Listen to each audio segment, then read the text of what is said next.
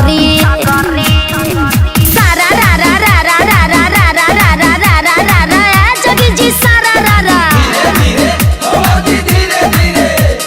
मरद के मुँह हमारो दिल्ली के कमाई देवर के फरज द तू ही निभाई। अरे बाबू हेने आबा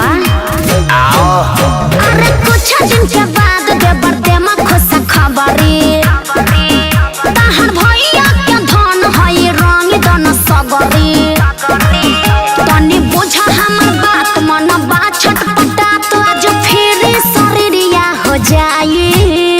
चाचा ए चाचा ए के बोलता रे?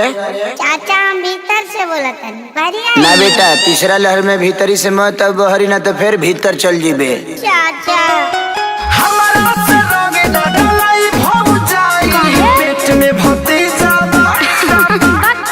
चाचा ए चाचा पेट में भतीजा बकरिया हो जाए।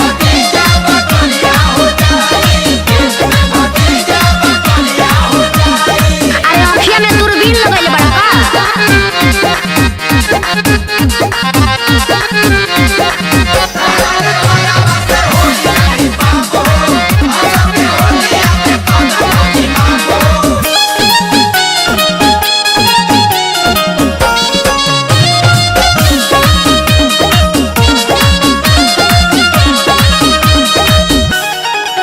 बहे फगुनी बयरिया तो लागे पाला हमार फीलिंग नहीं बुझल स्मरद साला हमारा सही कुल्ही कमावा ना बिल्कुल होई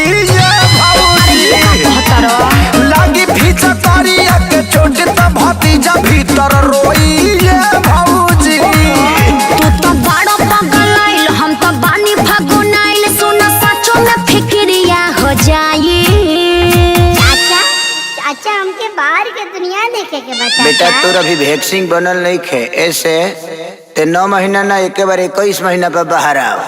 चाचा लगी भीतरी चुकी राजा सुनाई पेट में भतीजा जोड़े डरपोका ए चाचा पेट में भतीजा बकरिया हो जाए।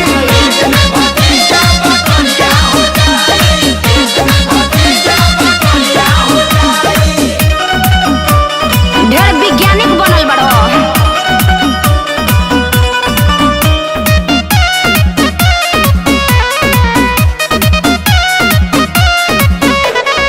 ऐसे मनावा पानी नहीं फेरल जाला भाव जाई लोग के गोबर से लभेरल जाला। जानी अखिलेश भैया बतिया तो बड़ी मारो मारी ये भौजी। मनुआ के संगे गलती करी है ना कहूँ खेसारी ये भौजी। साचो बड़ा तो छुछुनर नहीं के कुछ के हुनर गुस्सा तोहरा से या बिरिया हो जाई। अरे गोर होके या करिया डालो तू भीतरिया चुपचाप। भैया के बेटा होना की चिढ़ाई बहरी जे निकली अरे फिर उहे बात करो करो ए चाचा बहरी जे निकली खेसरिया नचाई।